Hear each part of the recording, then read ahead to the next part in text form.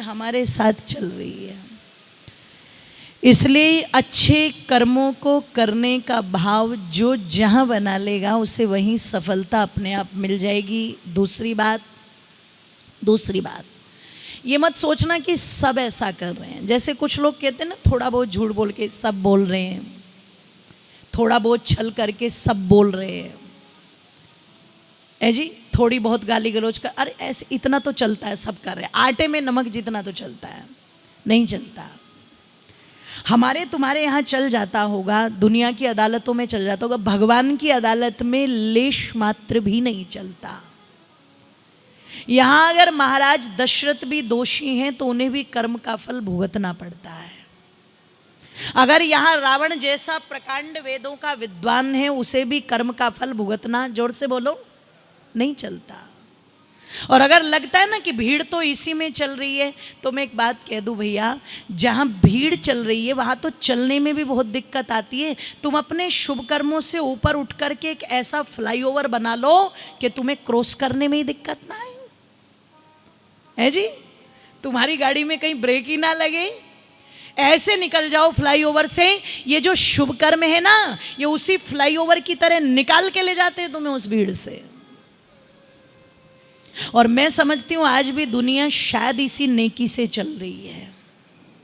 आज भी लोग कहते जरूर हैं कलयुग है, कलयुग है, कलयुग है। तो मैं तो कहा करती हूं, राक्षस तो त्रेता में भी थे, राक्षस तो द्वापर में भी थे, और राक्षस आज भी है। पर देवता त्रेता में भी थे, देवता द्वापर में भी थे, और देवता, जोर से बोलो, आज भी है। जो अच्छे कामों को कर रहे हैं वो देवता ही तो हैं। बस ये बात अलग है, उन्होंने धोती की जगह पैंट पहनी हुई है। उनके सर पर हो सकता है मुकुट ना हो, हैट लगी हुई हो, है ना। देवता कौन? दीपनात्वा, द्योनात्वा, दानात्वा, जो देते हैं, प्रकाशित करते हैं, कल्याण करते, वही तो देवता हैं। तो बस वो अच्छे कार्य करो आप, और जब जिस पद पर रह के, जहां रह के उस अच्छे कार्यों को करो, उस स्थान के प्रति, अपने उस पता लगा आसपास के वातावरण के प्रति, उस पूरे प्रांत के प्रति, या मैं कह दूं उस पूरे देश के प्रति, मैं अपने देश का एक भागीदार हूं। इसलिए जहां भी हमारे प्रधानमंत्री जाते हैं, जिस कार्य के लिए भी जाते हैं, वहां के कार्यकर्ताओं को पहले नमन करते हैं। क्यों करते हैं? कारण यही है। कोई व्यक्ति कहे मैं तो अकेला ही सब कुछ कर लूंगा, कोई अकेला नहीं कर सकता। एक दूसरे के सहयोग से दुनिया में सब काम चलते हैं। बस किसी का काम बड़ा है और किसी का काम छोटा है। मैं एक उदाहरण दे के बात को समाप्त करूं। एक जंगल में आग लग गई। अब सारे पशु पक्षी जो हैं वो जंगल को छोड़ छोड़ के भाग रहे थे, लेकिन एक नन्ही सी चिड़िया, एक छोटी सी चिड़िया, वो अपनी चोंच में पानी भरती है और बार बार जंगल की आग पर डालती है। तो जितने भी पक्षी जंगल को छोड़ के भाग रहे थे, उन्होंने कहा पागल तो नहीं होगी, क्या कर रही हो तुम? चिड़िया ने कहा दिखता नहीं मैं आग बुझा रही हूं। उस पक्षी ने कहा तेरी बुद्धि खराब है, इतना विशाल जंगल और इसमें भीषण आग लगी हुई है, और तुम जान बचाने की बजाय इसमें नाटक में लगी हुई हो। अरे पागल कहीं की, इतने बड़े जंगल की आग तो छोड़, तेरी तो इतनी सामर्थ्य भी नहीं, तू एक छोटे से पौधे की आग भी बुझा दे। इतनी छोटी सी चोंच, उसमें एक दो बूंद पानी, कैसे बुझेगी ये आग? तो चिड़िया तुरंत कहती है जानती हूं, बहुत अच्छे से पता है मुझे ये भली भांति पता है कि मेरे इस प्रयास से जंगल की आग बुझने वाली नहीं है। पर शायद ये तुम नहीं जानते कि जिस दिन इस जंगल का इतिहास लिखा जाएगा, इस आग का वर्णन आएगा, तो मेरा नाम आग लगाने वालों में नहीं, मेरा नाम आग बुझाने वालों में आएगा।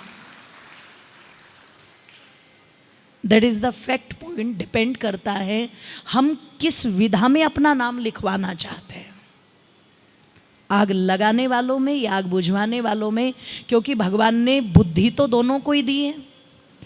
बुद्धि तो ध्यान रखना भ्रष्टाचारी के पास भी और सदाचारी के पास भी है, पर लगा कहाँ रहे हैं निर्भर करता है। बुद्धि देशभक्त के पास भी है, बुद्धि देशद्रोही के पास भी है, लगा कहाँ रहे हैं बस अंतर है। बुद्धि एक मेहनती व्यक्ति के पास भी है और बुद्धि आलसी के पास भी है, पर लगा कह रहे हैं ये अंतर है। इसलिए मैं निवेदन कर दूं, ये समाज हमारा है, ये कार्य हमारा है, ये देश हमारा है, तो इसे बना कर के हमें चलना है। मुझे बड़ी प्रसन्नता है ये कहते हुए कि जिन भावों को मैं व्यक्त कर रही हूँ, इस फर्म के जो मालिक हैं उनके मन में ये भाव कूट कूट करके भरे हुए हैं।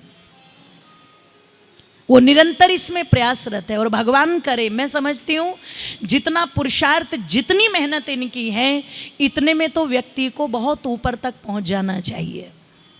पर कोई बात नहीं, अगर बीजारोपण सही जगह होगा तो फल भी सही जगह ही लगेंगे, बिल्कुल इस पर विचार है। लेकिन जो भाव है नेक नियति से कार्य करने का, वो तो कूट कूट करके हमारे सत्य प्रकाश जी में भरा हुआ है। मेरी हृदय से आपके लिए शुभकामनाएं हैं। आप जो काम अपने समाज के लिए, अपने देश के लिए, अपने राष्ट्र के लिए कर रहे हैं, निरंतर ही आपकी यात्रा चले। पर मैं तो इस रूप में इस यात्रा को देखना चाहती हूँ कि एक तो होता है कि हम चलते रहें, लेकिन हमें पता ही नहीं कि हमारी मंजिल कहाँ है। एक होता है मंजिल सामने दिख रही है और उस पथ पर हम चलें जहाँ से चल कर के ठोस रूप में एक ताकत हमारे पास हो और उस ताकत के तहत हम उस कार्य को कर पाए, तो वो कार्य ज़्यादा अच्छे तरीके से हो पाता है। हृदय से मेरी शुभकामनाएं हैं, आप उस पथ तक पहुँचे, उस मंजिल तक पहुँचे और उस कार्य में आप पूरी तरह से सक्षम भी हैं। भगवान करें वो सक्षमता आपकी जल्द निखरे, ये मेरी शुभकामनाएं। पुनः पूरे रेशु फर्म का, इस पूरे परिवार का मैं धन्यवाद करती हूँ जिन्होंने इतना सुंदर आयोजन आज 42 वर्ष पूर्ण होने पर कराया। पुनः बहुत बहुत शुभकामनाएं। इति ओम शम। धन्यवाद।